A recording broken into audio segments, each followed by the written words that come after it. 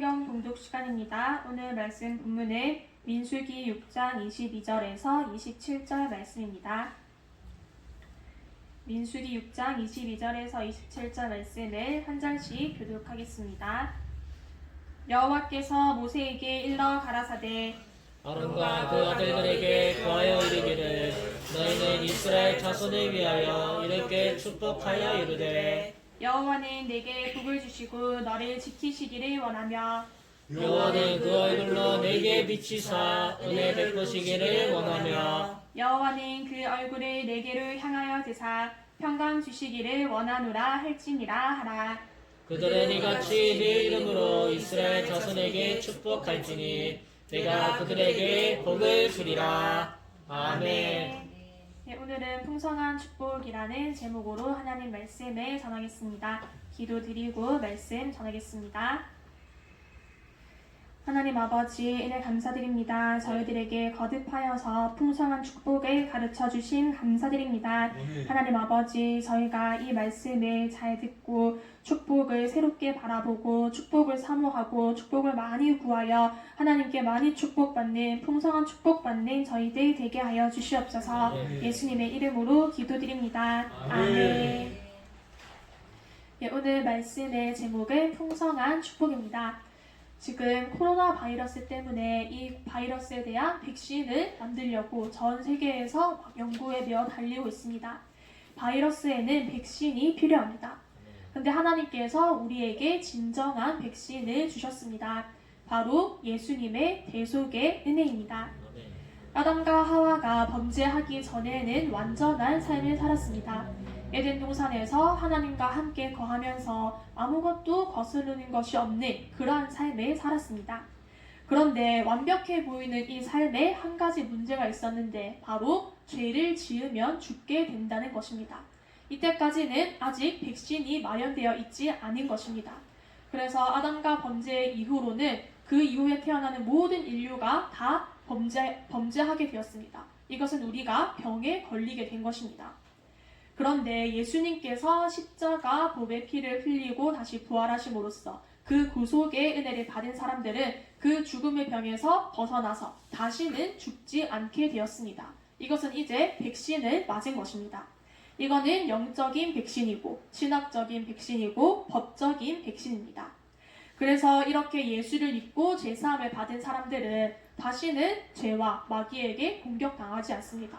죄와 마귀가 공격을 한다고 해도 아무런 소용이 없습니다. 이미 백신을 맞았기 때문입니다.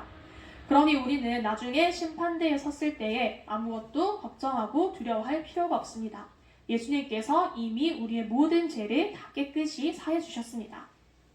우리가 거듭하여서 지금 축복에 대하여서 말씀을 배우고 있습니다. 우리가 축복에 대한 우리의 생각을 바로 해야 한다고 하였는데 그렇게 하려면은 예수님께서는 과연 축복을 어떻게 바라보셨는가 축복에 대한 예수님의 태도를 알아야 합니다. 우리 예수님께서는 완전한 선생님이십니다. 우리 예수님의 그 말은 완전합니다. 구약의 율법은 천지가 없어지기 전에는 없어지지 아니한다 하였지만 예수님의 말씀은 그것보다도 더 나아가서 예수님의 말씀은 천지가 없어져도 내 말은 없어지지 않는다고 하였습니다. 그런데 이 예수님의 이 말씀, 예수님의 그 가르침은 절대로 사람의 비유를 맞추거나 사람의 기분을 좋게 하려고 하는 그러한 말씀이 아닙니다. 그런데도 예수님께서 축복에 대하여서 많이 말씀하셨습니다. 예수님께서는 축복을 많이 말씀하시고 또 우리에게 복을 구하라 하시고 또 예수님께서 친히 사람들을 축복해 주셨습니다. 그러니 우리에게 축복은 아주 필요한 것이고 또 아주 중요한 것입니다. 사도 바울의 축복도 있습니다. 예수님의 그 많은 제자들과 사도들 중에서 사도 바울이 가장 그 성격이 칼날 같고 냉철하다고 하였습니다. 그래서 그 성격만 보면은 축복을 구한다고 하면은 무슨 축복을 구하느냐 복을 생각하지 말고 그냥 하나님께 잘할 생각이나 해라 그렇게 꾸중을 들을 것 같은데 그런데 이러한 사도 바울이 축복을 많이 말하였습니다. 우리에게 아주 중요한 축복 에베소서 1장 3절에 찬송하리로다 하나님 곧 우리 주 예수 그리스도의 아버지께서 그리스도 안에서 하늘에 속한 모든 신령한 복으로 우리에게 복 주시되 하였습니다. 우리는 하나님께 신령한 복을 받아야 합니다. 우리는 하나님께 복을 받아서 살아야 합니다. 아멘. 우리 교회의 이름이 축복교회입니다. 하나님께서 우리 교회에 축복교회라는 새로운 이름을 주셨습니다. 우리는 축복을 좋아하고 축복을 사모하고 축복을 자꾸 연구하고 축복에 대해서 전문가가 되어야 합니다. 네. 절대로 저주의 전문가가 되어서는 안 됩니다. 시편 109편 17절 말씀에 저가 저주하기를 좋아하더니 그것이 자기에게 임하고 축복하기를 기뻐 아니하더니 복이 저를 멀리 떠났으며 하였습니다. 근데 우리가 이런 사람이 되지 않아야 하는데 나도 모르게 은연중에 이렇게 되기가 쉽습니다. 내가 저주하기를 좋아하면은 저주가 나에게 임하게 됩니다. 물론 그가 저주를 할 때에는 자기 자신이 아니라 남을 저주했겠지만 그렇게 자꾸 남을 저주하기를 좋아하면은 그 저주가 자기에게로 임하게 됩니다. 그리고 남을 축복하는 것을 기뻐하지 않으면은 자기에게서도 복이 멀리 떠나가게 됩니다. 우리는 축복을 좋아하고 또 남을 많이 축복해주고 또 많이 축복받는 자들이 되어야 합니다. 복은 하나님께서 주시는 것입니다. 어떤 사주팔자가 좋다고 복을 받는 것이 아니고 관상이 좋다고 복을 받는 것이 아니고 또 내가 뭐 능력이 있어가지고 막 화려한 언변으로 사람들을 사로잡고 아니면 뭐 싸우고 빼앗고 그렇게 한다고 해서 내가 잘 되는 것이 아닙니다. 솔로몬의 지혜가 전도서 9장 11절에 나와 있습니다. 빠른 경주자라고 선착하는 것이 아니며 유력자라고 전쟁에 승리하는 것이 아니며 지혜자라고 식물을 얻는 것이 아니며 명철자라고 재물을 얻는 것이 아니며 기능자라고 인성을 잇는 것이 아니니 하였습니다. 우리가 잘 되는 것은 하나님께 복을 받아야지 잘 되는 것입니다. 야고보서에 각양 좋은 은사와 온전한 선물이 다 위로부터 빛들의 아버지께로서 내려온다 하였습니다. 우리는 오직 하나님께 축복을 받는 것입니다. 근데 이 축복이라는 것의 사전적 의미를 대대로 따져보자면은 축복의 의미는 복을 빈다는 거예요.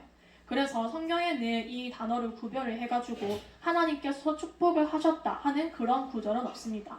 하지만 언어는 시대에 따라서 변해가는 것이고 또 지금에 이르러서는 사람들이 축복이나 복이나 그것을 단어를 별뜻을 구별하지 않고 사용하고 있기 때문에 우리도 이 축복과 복을 같은 의미로 사용을 해도 될 것 같습니다. 그래서 하나님께서 우리에게 복을 주시는 것도 또 우리가 복을 구해서 받는 것도 다 축복이라고 말을 할 수가 있습니다. 축복에 대한 우리의 생각을 바로 정립하고 새롭게 해야 하는데 그런데 자꾸 마귀는 우리를 방해하고 우리를 시험하고 속이려고 듭니다. 한국 교회에는 기복신앙은 잘못된 것이다 라는 그러한 의식이 만연해 있습니다. 잘못된 기복신앙도 있습니다. 내가 하나님께 구해야 하는데 내가 구할 때 하나님은 전혀 생각하지 않고 하나님은 어떻게 생각하시든지 간에 그냥 나는 내 욕심만 채우면 된다. 내가 원하는 것만 얻으면 된다. 그렇게 하면은 그건 분명히 잘못된 것입니다. 그런데 이것보다도 더 나쁜 것은 아예 복을 생각하지 않고 복을 멀리 하는 것입니다. 복을 구하는 것을 천박하다고 여기고 복을 구하는 것을 무시해서는 안 됩니다. 우리는 아주 작은 것 하나도 소중히 여기고 감사해야 합니다. 하나님께서 주시는 작은 축복 하나에도 감사해야 합니다. 우리는 축복을 좋아하고 축복을 사모해야 합니다. 그렇게 축복을 사모하는 자에게 하나님께서 복을 주십니다.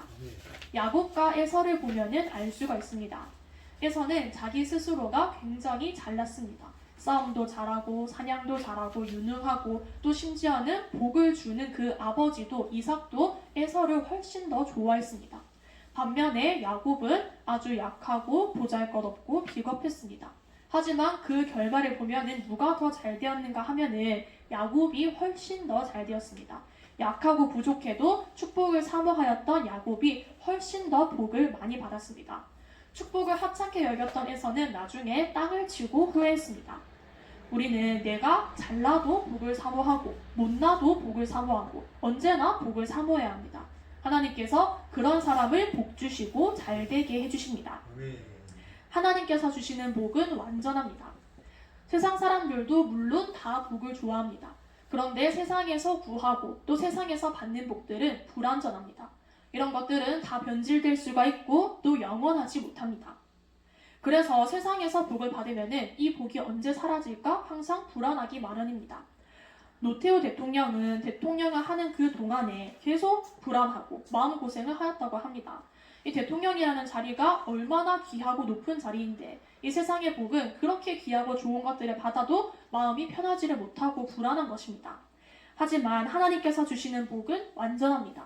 그래서 이 복을 받은 사람은 이거는 하나님께서 나에게 직접 주신 복이다. 이 복은 완전하다. 이 복은 완벽하다. 그러한 믿음이 있기 때문에 아무리 큰 복을 받아도 아무리 엄청난 것을 받아도 마음이 불안하지 않고 오히려 든든하고 평안합니다. 그렇게 세상에서 주는 복과 또 하나님께서 주시는 복은 받는 사람의 그 태도가 달라집니다. 하나님께서 주시는 복은 확실한 복이고 풍성한 복이고 아주 정정당당하고 떳떳한 복이고 세상에 누구 하나 뭐라고 할 수 있는 사람이 없는 그러한 복입니다. 하나님께서 주시는 복은 백신 맞은 복입니다. 예수님의 대속의 은혜라는 완전한 백신입니다. 그래서 많은 사람들이 의문을 가질 수가 있습니다. 하나님께서 왜 아담과 하와가 죄를 짓게 하셨을까? 혹시 하나님께서 실수로 하신 것인가? 정말로 온 인류가 죄에 빠지게 되는 그런 큰 사건인데 하나님께서 이것을 막을 수는 없으셨을까? 그렇게 의문이 들 수가 있습니다. 하지만 이것은 하나님께서 우리에게 완전한 복을 주시려고 일부러 이렇게 하신 것입니다. 우리에게 백신을 주시려고 이제 다시는 정죄되거나 마귀에 틈탈 것이 없는 그런 완전한 구원을 주시려고 이 일을 행하셨던 것입니다. 하나님께서 주시는 복은 확실한 복입니다. 이사야 55장 3절에 너희는 귀를 기울이고 내게 나와 들으라. 그리하면 너희 영혼이 살리라. 내가 너희에게 영원한 언약을 세우리니 곧 다윗에게 허락한 확실한 은혜니라 하였습니다. 우리가 지금도 하나님께 나아와서 하나님께 복을 구하면은 하나님께서는 우리에게 복을 주십니다. 그런데 이 복은 세상이 주는 것과 같이 불완전한 복이 아니고 다윗에게 주신 것과 같은 그런 확실한 은혜를, 확실한 복을 우리에게 주십니다. 우리는 하나님께 복을 받는 사람이 되어야 합니다. 아까도 말씀을 드렸지만 전도서 9장 11절에 나와 있듯이 빠르다고 선착하는 것이 아니고 유력하다고 전쟁에 이기는 것이 아니고 내가 똑똑하다고 내가 명철하다고 재물을 얻는 것이 아니라고 하였습니다. 그러면 이 모든 것들을 누가 얻게 되는가 하면은 축복을 사모하고 축복을 구하는 그 사람이 얻게 됩니다. 내가 스스로 잘났다고 힘이 있다고 잘 되는 것이 아닙니다. 하나님께서 복 주시는 사람이 잘 되는 것입니다. 복을 주시는 분은 오직 하나님뿐이십니다. 모든 각양 좋은 은사와 온전한 선물이 하나님께로부터만 내려옵니다. 그러니 우리는 이 하나님을 붙들고 의지하여서 축복을 사모하고 축복을 구하여 풍성한 축복을 받는 여러분이 되시기를 바랍니다. 기도하고 말씀을 마치겠습니다. 하나님 아버지 은혜 감사드립니다. 오늘도 저희들에게 풍성한 축복을 가르쳐 주신 감사드립니다. 하나님 아버지 저희가 복을 받기 위해서는 세상의 다른 곳을 바라볼 것이 아니라 오직 하나님 한 분만 바라보며 하나님께서 우리에게 필요한 모든 것들을 채워주시고 풍성한 축복을 주시는 줄 믿습니다. 하나님 아버지 우리가 하나님만 바라보고 하나님만 의지하고 하나님께만 구하여서 풍성한 축복받고 그 축복으로 남들까지도 다 이롭게 하는 복의 근원이 다 되게 하여 주시옵소서. 예수님의 이름으로 기도드립니다. 아멘.